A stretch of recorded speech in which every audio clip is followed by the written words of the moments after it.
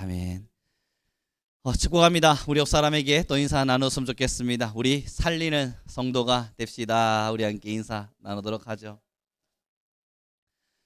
그렇습니다, 여러분. 나도 죽어가는 가정 속에 내가 누군가를 과연 살릴 수나 있을까 하는 것이 신앙인들의 대부분의 질문입니다. 내가 죽어가는데 어찌 내가 다른 사람을 살릴 수 있습니까? 라는 질문인데요. 그러나 여러분, 영혼의 이 울타리 그리고 영혼의 순환은 언제나 동일합니다. 내가 죽어가는 이유는 남을 살리고 있지 않기 때문입니다. 내가 누군가를 먼저 살리고자 하는 의지를 드러내면, 그리고 그 순종의 걸음을 걸으면 나도 죽는데 내가 어찌 저 사람을 살릴 수 있을까 걱정하지 않으셔도 돼요. 남을 살리는 걸음의 선자를 하나님은 반드시 살리십니다. 그래서 끝까지 남을 살리는 사역을 잘 감당하도록 하나님은 사용하시고 쓰셔요. 그러니 여러분, 내가 먼저 살아야 남을 살리는 거 아닌가, 그런 오해를 풀어내시기 바랍니다. 우리는 하나님 앞에서 내가 살리기를 결심하고 나아가면 나의 무너지는 것 같은 영혼을 하나님이 반드시 다시 세우시고 이끌어내실 겁니다. 그러므로 우리 옆 사람에게 한 번만 더 인사하죠. 우리 살리는 성도가 됩시다. 그럼 이 말의 의미가 뭐겠어요? 여러분들한테 정말 사명감을 주는 말 같으세요? 내가 살리는 사람이 돼서 뜨겁게 살아내야지, 뭐 사명자 아니면 사역자 아니면 뜨겁게 살아내는 뭐 선교사, 이러한 걸음을 말하는 것 같습니까? 아니에요. 살리는 성도가 되라는 이야기는 여러분들이 살아날 길을 말씀드리는 겁니다. 그러니 옆 사람에게 우리 살리는 성도가 됩시다 라고 인사하는 건 우리 뜨겁게 사명자답게 살아봅시다 이런 게 아니라 우리도 살아납시다라는 의미를 함축하고 있는 거예요. 그러니 여러분, 모두가 다 살아나셔서 하나님의 말씀 안에서 이 땅을 살아내는 귀한 자들의 걸음이 얼마나 화려하고 찬란한지를 증명할 수 있는 모든 성도가 되었으면 좋겠습니다. 여러분, 제가 오늘 5시에 잤어요. 오전 5시. 그리고 나서 지금의 시간을 보내고 있는 중인지라 해롱될 수 있어요. 이 신학과 MT가 있었고 집회 인도를 해달라 해가지고 집회 인도하고 막 다 하고 나니까 새벽 5시예요. 그리고 나서 지금 이렇게 내려온 상태인지라 여러분, 제가 말하다가 설교하는 중에 갑자기 해롱되는 말을 하거든. 졸음이 오는가 보다 라고 이해해 주셨으면 좋겠어요. 그러나 그러지 않을 겁니다. 왜냐하면 하나님께서 저의 영혼을 강하게 붙들어 주시리라 저는 확신해요. 우리 함께 6절의 말씀 함께 7절의 말씀 함께 읽었으면 좋겠습니다. 7절입니다. 같이 읽겠습니다. 시작. 내 자녀가 나를 버리고 신이 아닌 것들로 맹세하였으며 내가 그들을 배불리 먹인즉 그들이 간음하며 창기의 집에 허다히 모이며. 여러분, 7절의 말씀에 자세히 들여다보니까 첫 줄에 뭐라 기록됩니까? 내가 어찌 너를 용서하겠느냐. 이 말만 들으면 참 살벌합니다. 하나님이 용서하지 않겠다는 결심을 우리에게 보이시니까 얼마나 두려워요. 하나님은 용서의 하나님이고 사랑의 하나님인데 내가 조금 실수하고 이스라엘이 조금 하나님 앞에서 잘못된 걸음을 걸었다 해서 용서하지 않겠다는 단어를 쓰시다니 하나님도 좀 너무하신다 하는 생각이 우리 안에 찾아오기도 해요. 그런데 이 말 끝에는 하나님의 참 놀라운 사랑들이 하나하나 묻어 있어요. 자세히 좀 들여다볼게요. 내가 어찌 너를 용서하겠느냐라고 말씀하시면서 그 뒤를 보면 내 자녀가 나를 버리고 신이 아닌 것들로 맹세하였으며, 그 뒷절이 여러분 눈물 납니다. 뭐라고 기록되어 있어요? 같이 한번 읽어보시죠. 함께 읽겠습니다. 시작. 내가 그들을 배불리 먹인즉 그들이 간음하며 창기의 집에 허다히 모이며. 여러분, 지금 이들이 우상을 숭배하고요 창기의 집에 모였다라고 하는 것은 정말 육체적인 창녀의 집을 찾아갔다라고 말하는 것이 아니라 영적인 음탕함 앞에 빠져서 하나님보단 세상을 더 깊숙이 사랑하며 살아갔음을 말해요. 그런데 이런 일이 왜 일어났습니까? 윗절에 보니까 뭐라 기록되어 있죠? 내가 그들을 배불리 먹인. 여러분, 이 문장에는 두 가지 의미가 나타나지 않나요? 내가 그들을 배불리 먹인즉 개들이 배가 불러서 감히 지금 장녀의 집에 다녀? 해석 가능하고요. 두 번째 의미는요, 내가 그들을 배불리 먹였더니 내 자녀를 내가 나쁘게 키우고 싶지 않아서 먹이고 배불려 주었더니 내 자녀가 창기의 집을 다니네. 여러분 이제 부모의 입장에 서 봅시다. 여러분 다들 부모 입장에 서 보셨을 테니까요. 이제 아이에게 해줄 수 있는 것을 최선을 다해 주었습니다. 이 아이의 부족한 것이 없도록 하나하나 채워주었습니다. 너의 배부름을 채웠고 너의 필요를 채웠고 너의 눈물을 닦아주었어요. 그랬더니 이 친구가 배가 뚝뚝 부르면서 정말 필요한 것들이 잘 채워지며 컸어요. 그랬더니 부모 말 안 듣고 엄마 아빠가 나한테 해준 게 뭐야 하면서 돌아가요. 여러분들이 부모님이라면 어떤 마음으로 그를 훈계하고 있겠어요? 두 가지의 마음이 공존합니다. 후회가 들어와요. 내가 좀 부족하게 키웠었어야 된다 라고 하는 마음과 함께 내가 또 뭘 잘못한 거지? 그들은 왜 무너진 거지? 아니 내가 배불리 줬잖아. 그런데 뭐가 잘못된 거야? 여러분 부모의 가슴 안에는 후회와 때로는 그들을 향한 책망과 그럼에도 자신이 뭔가를 잘못했나 싶은 가슴 아픔이 묻어 있어요. 여러분이 본문의 말씀이 왜 하나님의 사랑의 절절함이냐면요, 하나님이 뭐라 말씀하시냐면 내가 그들을 배불리 먹였더니 그들이 결국은 나를 떠났다예요. 여러분 이제 자녀의 입장으로 돌아가 봅시다. 자녀는 왜 떠났습니까? 하나님이 그들을 배불리 먹여주셨는데 왜 그들은 떠났을까요? 주체가 바뀌었기 때문입니다. 자세히 보세요. 하나님이 배불려 주셨어요. 그랬더니 자녀에게 좋은 일이 일어났어요. 어떤 일이 좋은 일이냐면 배가 불러진 것은 좋은 일이에요. 내 인생이 잘 되는 일은 좋은 일이에요. 내 인생에 좋은 일들이 일어나고 있는 건 정말 행복한 일이에요. 이건 누가 주었는지가 중요하지 않아요. 지금 내가 배 부르고 있는 게 너무 좋아요. 그랬더니 내 마음 안에 어떤 욕망이 찾아오냐면 좀 더 배부르고 싶다, 조금 더 가지고 싶다, 조금 더 내 것을 채웠으면 좋겠다 라고 하는 욕망이 내 안에 찾아오기 시작해요. 그러다 보니 이것을 내게 누가 공급했는지를 잊어버린 채 내 마음속에는 뭐가 자리하면서 더 커져가냐면 조금 더 배불려 주세요, 조금만 더 배부르게 해주세요, 내가 조금만 더 배부르고 싶어요 라고 하는 것이 우리의 마음속을 자리하게 됩니다. 그러다 보면 주체를 잃어버려요.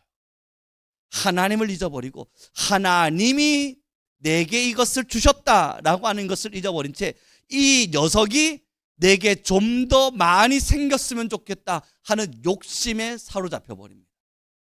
사랑하는 귀한 성도 여러분, 거기서부터 우상이 싹트기 시작해요. 8절의 말씀 함께 읽어봤으면 좋겠습니다. 같이 읽겠습니다. 시작.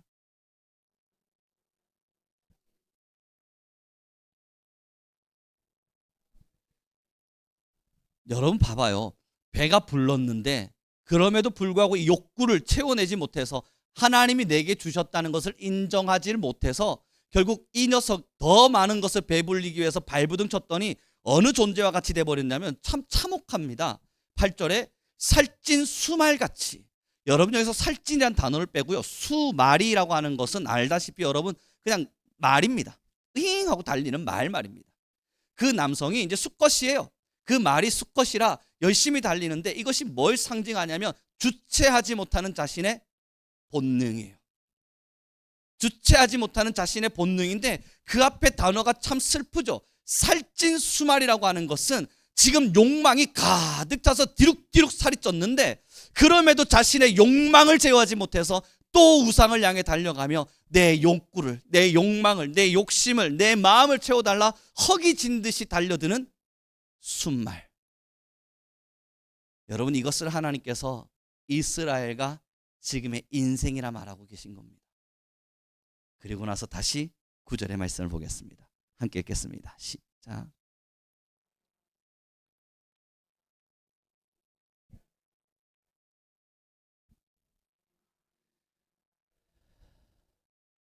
이렇게 날뛰고 있는 순말을 내가 어찌 벌하지 않을 수 있는, 여러분 이 말이 어떤 의미 같이 달려드세요. 여러분에게 들리세요?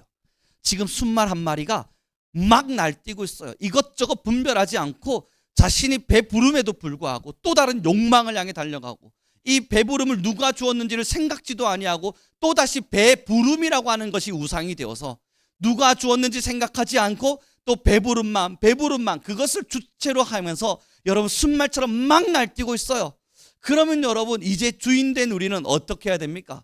그래 날뛰어라 뭐 부수든지 아니면 너가 살이 쪄가지고 죽든지 나는 잘 모르겠다 순말아 날뛰어라 내버려 두는 게 맞습니까? 아니면 그런 자를 보고 내가 어찌 벌하지 않을 수 있냐, 그를 훈계하겠다는 이야기, 아니 그를 내가 저주에 빠뜨리겠다는 이야기가 지금 아니잖아요. 그를 침착하게 만들어주겠다는 거예요.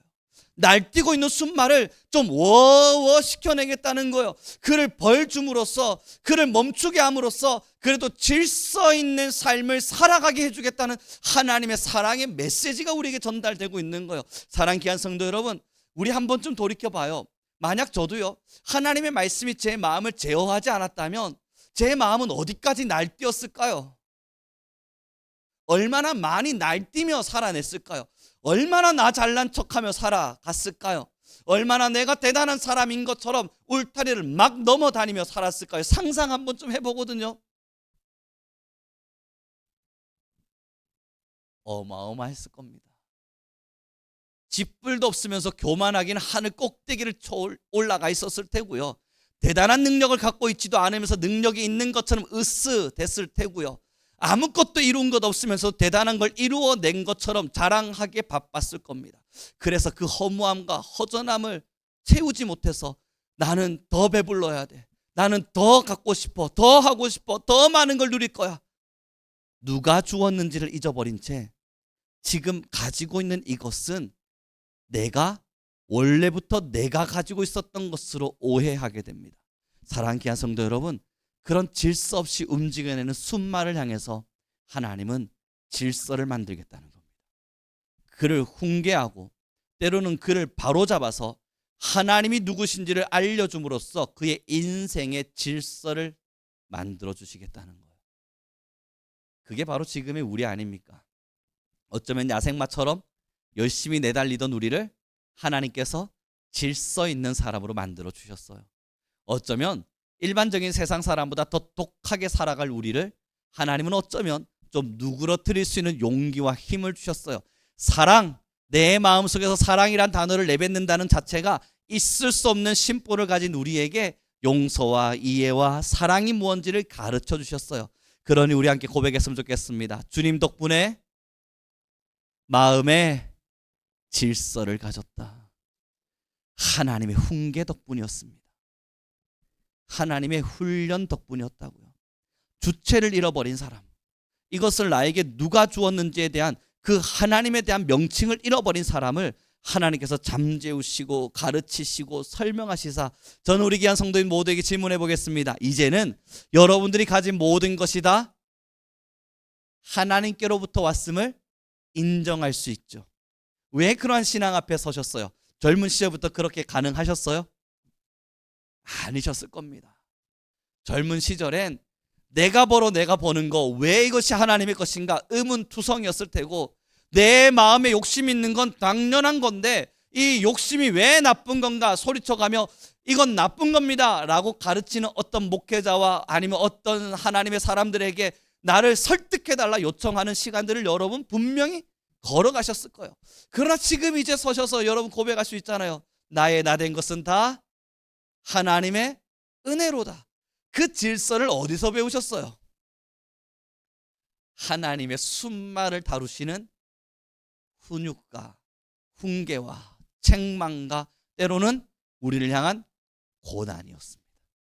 그 고난의 시간들을 통해 우리는 이 모든 것이 하나님으로부터 왔음을 인정하는 걸음을 걷게 되었어요. 세상 사람들은요, 하나님으로부터 왔다는 것을 부정합니다. 그러니 누가 주인이냐면 지금 어떠한 물질이 채워져 가고 있고 자신의 욕심이 채워져 가고 있는 것 자체가 주어가 되어버립니다. 그래서 나는 물질이 내게 충만했으면 좋겠어, 하나님이 주신 건데 나는 좀 더 많은 욕심이 가득 채워졌으면 좋겠어 라고 하는 주체로 살아갑니다. 그러나 우리는 다르죠. 하나님이 우리에게 쓸 것을 주셨음을 합니다. 하나님이 우리에게 나눌 것을 주셨음을 알고 하나님이 우리에게 필요를 채워주셨음을 합니다. 그러기에 우리에게 주어진 모든 인생의 것들은 나의 필요를 채우기 원해서 주신 하나님의 선물이지 나의 욕심을 채워내기 위해서 주어진 저주가 아니라는 것을 압니다. 솔로몬이 그 아름다운 궁전을 짓고도 망할 수밖에 없었던 이유는 결국 그의 가슴 안에 하나님의 주신 것이 필요를 넘어 욕심이 되었을 때입니다. 그러나 우리는 나의 인생의 필요를 하나님이 채워가셨음을 알죠. 사랑하는 귀한 성도 여러분, 결국 우리 안에 자리하고 있는 욕망, 욕구, 욕심, 또 내 마음에 있는 중심, 이것이 나를 이끌고 가는 순간 하나님께서 내게 주신 것을 잊어버릴 때가 많아요. 어제요, 한 신학생이 MT 중에 이제 수련회 인도를 하고 있는 중에 한 11시쯤 이제 예배를 인도해 가는데, 남학생인데 너무 많이 울어요. 너무 많이 울어서 저렇게까지 많이 슬픔이 있나? 라는 저는 생각을 했어요. 왜냐하면 그의 눈물에는 슬픔이 묻어 있는 것 같았거든요. 그래서 참 겉에서 보면 단단한 친구 같고, 그래도 잠깐 지나가면서 살펴보면 그래도 눈물 없는 친구 같았는데 참 깊이 울기에 저는 이제 모든 것이 맞춰진 이후 그를 잠시 찾아갔습니다. 그리고 나서 함께 우유 한잔 하면서 이제 대화를 나눠 가는데요. 제가 그에게 할 수 있는 질문은 없었기에 그저 일상을 들었습니다. 오늘 MT는 어때? 오늘 수련회는 괜찮았어? 오늘 그래도 왔으니까 하나님께서 너에게 부어주신 은혜가 있어? 뭐 이런저런 이야기를 나눠갈 때 그가 했던 이야기가 그거예요. 이제 26살인데 자기 안에 별것도 아닌데, 여러분 신학생이 가져봤자 뭘 가졌겠어요, 그죠? 근데 별것 아닌 뭔가 하나를 가지게 됐는데 여기에 집착하는 자기를 봤대요. 그래서 내가 요걸 가지고 나니까, 뭔지는 말씀드리기가 좀 그렇습니다. 요걸 가지고 나니까 더 가지면 좋겠다라고 하는 마음이 막 가슴에서 계속 찾아오더래요.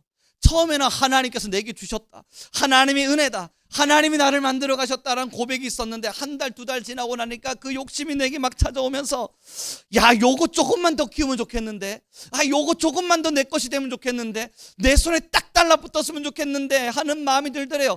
그래가지고 이 친구가 여러분 이것을 조금 더 자신의 것으로 만들기 위해서 많은 에너지를 쏟았고 많은 힘을 쏟았어요. 많은 자원을 쏟았고 자신 나름대로 에너지를 쏟아 나름의 성과들을 만들어내다 보니까 자신에게 준 것이 하나님이 아니라 이게 뭔가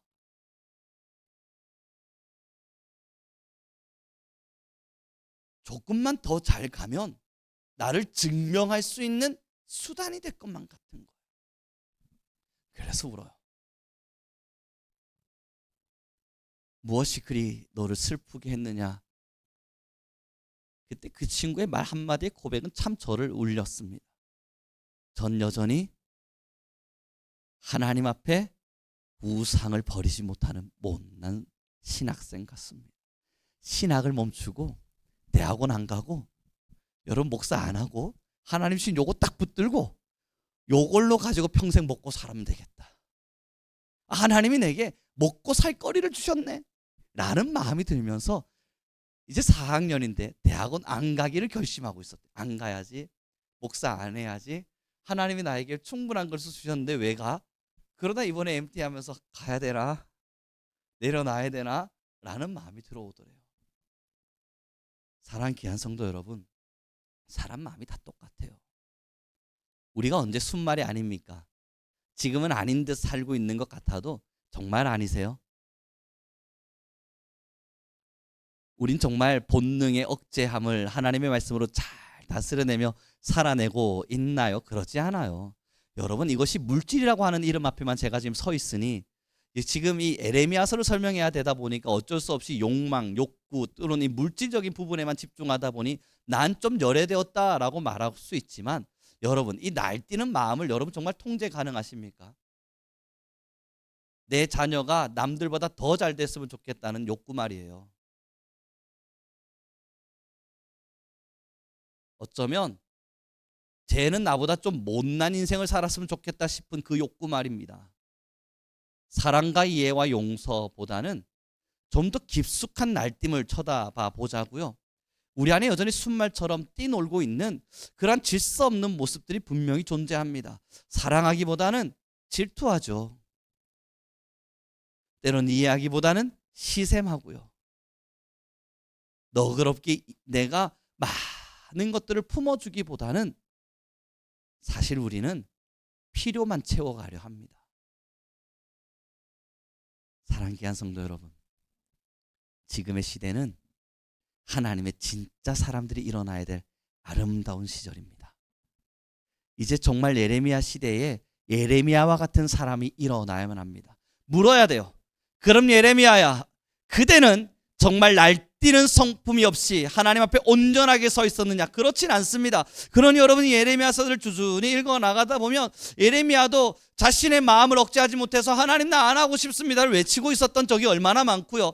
하나님 앞에서 온전한 순종을 드렸다 싶지만, 그러나 실천은 했지만 마음속에 갈등 정도는 있었습니다. 그러나 예레미야 같은 한 사람 한 사람이 일어나 시대를 깨웠고 많은 사람들에게 진짜 하나님의 말씀대로 살아내야 된다는 음성을 들려주기 시작했고 삶의 표본을 보여주기 시작했어요. 사랑하는 귀한 성도 여러분, 이제 저와 여러분이 그런 걸음이길 바라요. 저와 여러분의 걸음이 나 하나의 인생을 잘 먹고 잘 살고 내 욕구와 내 욕망 하나 채워내지 못해서 나 더 욕심내며 살 거야를 외치는 사람들이 아니라 정말 나에게 주어진 필요를 따라 하나님께서 나에게 허락하신 적당한 은혜를 따라 나는 도대체 어떠한 것을 뿌리며 어떠한 것을 심으며 나아가 나는 어떤 통제를 받으며 누군가를 살리며 살아갈 것인가를 기도하고 답을 찾으며 걸어갈 수 있는 모든 하나님의 사람들 되기를 소망합니다. 그런 의미에서 우리 옆 사람에게 다시 한 번 더 인사했으면 좋겠어요. 우리 살리는 걸음을 걸어갑시다. 그렇습니다, 여러분. 누가 욕망 없이 살아가요? 누가 욕심이 없어요? 어떤 사람이 정말 내 마음의 욕구를 억제할 수 있어요? 아무도 그게 불가능하다고요. 그러나 두 부류의 사람이 나타나는 겁니다. 내 마음의 욕망이 막 치밀어 오를 때 여기에 지배당해서 여기에 이끌림을 받으며 사는 사람과 여기에 이런 욕망과 욕구가 치밀어 오를 때 하나님의 말씀의 통제를 받아서 하나님께 이끌림을 받는 사람, 두 부류로 나타날 수밖에 없는 거예요. 사람은 어디에나 이끌림을 받을 수밖에 없습니다. 사람의 본색은 하나님이 없이는 살아갈 수 없는 존재였기 때문에 하나님이 부재한 사람에게는 반드시 하나님을 채워낼 만한 다른 존재가 필요합니다. 그래서 하나님이 부재한 사람, 하나님의 말씀에 순종하지 않는 사람, 하나님의 말씀에 이끌림을 받지 않는 그 사람은 반드시 그 자리에 다른 것을 집어넣고 돈의 이끌림을 받거나 욕심과 욕망의 이끌림을 받거나 자신의 마음의 이끌림을 받거나 아니면 자신의 가치를 따라 살아가기를 더 좋아합니다. 둘 중 하나는 반드시 가질 수밖에 없어요. 그러하다면 이제 우리는 살펴봐야 돼요. 우리 안에 욕망이 없다고 말하는 게 아니라고요. 우리 안에 욕심이 없다고 말하는 게 아니라 그래서 어디에 이끌림을 받으며 사는가를 질문하는 거예요. 사랑하는 귀한 성도 여러분, 하나님의 말씀에 이끌림을 받기를 바랍니다. 하나님이 여러분들에게 통제를 요청하실 때 통제받기를 바랍니다. 하나님께서 여러분들에게 질서를 말씀하실 때 질서 있는 선택을 하기를 바랍니다. 욕망을 억제하라 말씀하실 때 거기서 멈출 줄 아는 지혜가 있기를 바랍니다. 하나님께서 더 이상은 넘어서지 말라 말씀하실 때 하나님 내가 여기서 브레이크를 걸고 하나님의 다음을 기다리겠습니다. 하나님 앞에서 하나님의 통치 앞에서 온전한 순종을 드릴 줄 아는 사람들이 되길 바랍니다. 그러지 않고 그러나 나는 내가 원하는 대로 나를 이끌 것입니다 라는 욕망이 끊임없이 우리를 치밀어 오를 때 그 결론이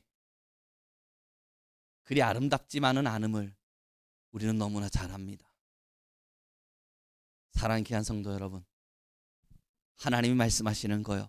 내가 그들을 배불린즉 주지 않겠다는 말씀 주시는 거 아니에요. 하나님께서 믿는 자에게 배 고픔을 주겠다고 약속하시는 거 아니에요. 하나님이 이스라엘 민족에게는 배 부름이라고 하는 약속을 주셨고 그 언약을 신실하게 이루어내시사 배 부르게 하십니다. 그러나 그 배부름을 당하는 우리가 어떤 선택을 하는지에 따라서 여전한 배 고픔에 허덕일 수밖에 없습니다. 하나님을 선택하지 않으면 우리는 허기질 테니까요. 하나님이 배 고프게 만드는 게 아니라 우리의 인생의 욕심이 절대 만족이라고 하는 걸 주지 않을 테니까요. 그러니 여전히 배고프고 앞으로도 배고프고 지속적으로도 배고플 겁니다. 그건 하나님이 주지 않으신 것이 아니라 우리의 허기가 하나님이 아닌 다른 것으로는 채워지지 않는다는 걸 증명하고 있는 겁니다. 사랑하는 귀한 성도 여러분, 결국 우리의 걸음에 배부름을 주시는 하나님을 찬양합시다. 그러나 그 배부름을 주신 하나님을 찬양하되 나의 배부름이 나의 중심이 되고 나의 배부름이 나의 가치가 되고 나의 배부름이 나의 전부가 되어서 더 배부르고 싶다라는 욕심을 제어할 수 있는 하나님의 사람들이 되길 소망합니다. 그래요. 사랑하는 귀한 성도 여러분, 그렇습니다. 이제 이 시대 속에는 정말 한 사람 일어나야 됩니다. 이제 좀 말씀을 정리해 갔으면 좋겠는데요. 하나님께서 우리에게 배고픔을 주실까 그 걱정 때문에 하나님의 말씀에 순종하지 않는다는 사람들이 있습니다. 이게 무슨 이야기냐면, 제가 우리 예전에 성민교회의 청년들과 성경부를 많이 나눌 때 그들에게 제일 많이 받았던 질문이 순종하기가 힘들 때 왜 그러냐 했더니, 그거 순종하면 성경 말씀처럼 살아야 되잖아요. 그렇지, 성경 말씀처럼 살아야지. 그럼 사도 바울과 같은, 아니면 그런 하나님 앞에 고난과 고통을 당했던 몇몇의 인물들처럼 우리도 살아야 되는 거 아니에요? 하나님께서 그런 거 우리에게 요청하시면 어떡해요? 라고 늘 질문을 했었어요. 여기 뭐 증명할 만한 증인이 몇 명 없어서 안타깝긴 한데 그랬었어요. 그때마다 제가 했던 이야기 그겁니다. 택도 없는 소리 하지 마라. 하나님이 그런 고민을 하고 있는 너희들을 사도 바울처럼 쓸 리가 만무하다. 그러한 고통과 고난의 자리에 서는 누군가의 자리에 너희가 있을 리가 없다. 그런 가대망상과 같은 기대를 저버려라. 그럴 리가 없다고요. 그럼 여러분, 이들의 입장에서는 감사할 수 있는 영역이라 저는 생각해요. 그러나 사랑하는 귀한 성도 여러분, 다시 질문해봐요.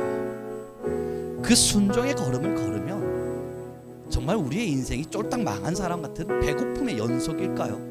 그럼 예레미야 말씀에 하나님 앞에 섰던 이스라엘을 배불리 하시겠다는 약속, 아니 예전에 우리 여러분 신명기 말씀에 후이 흔들어 채워주시겠다는 약속은 다 거짓말인가요?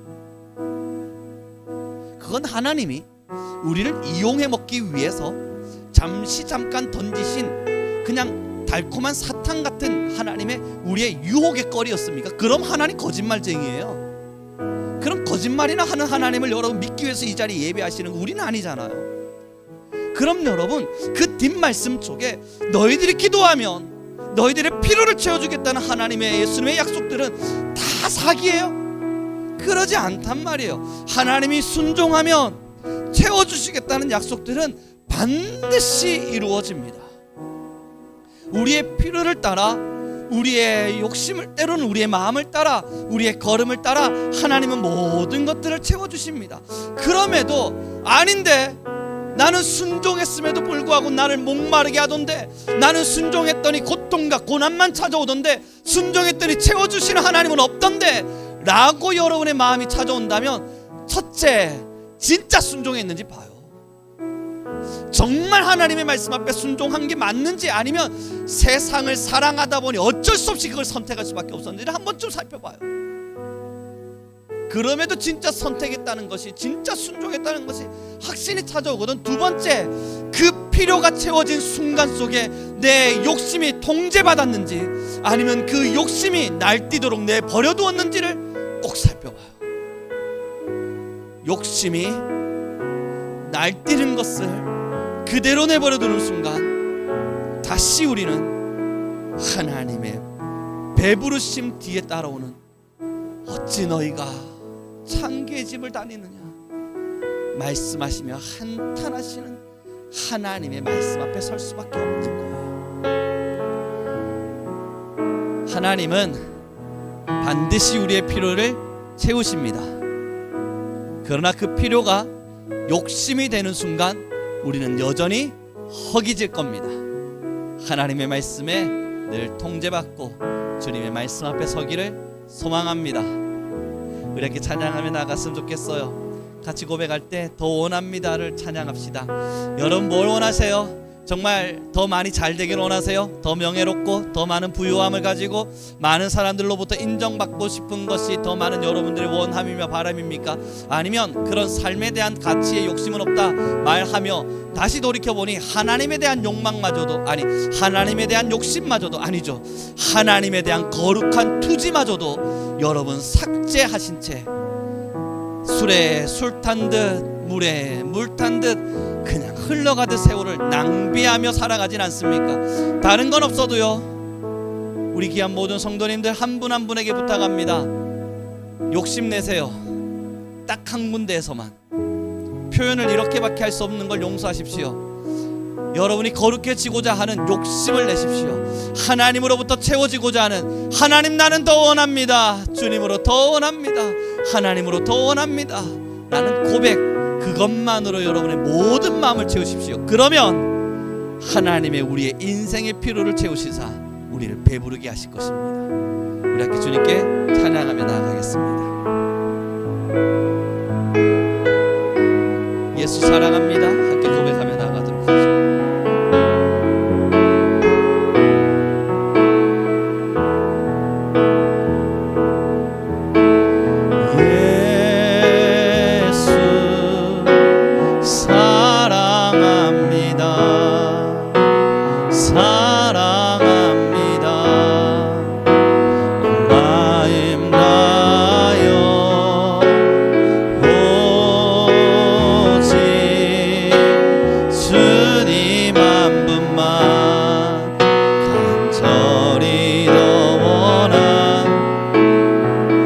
사랑합니다.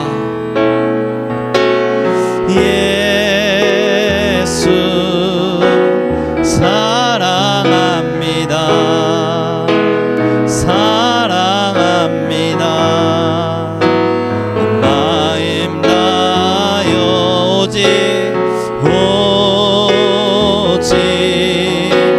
주님 한 분만 간절히 넘쳐나네 넘쳐나네 넘쳐나네 주를 향한 내 속에 갈망이 주님께로 날 이끌어 주소서. 주님을 더 원합니다. 넘쳐나네 넘쳐나네 넘쳐나네 넘쳐나네 주를 향한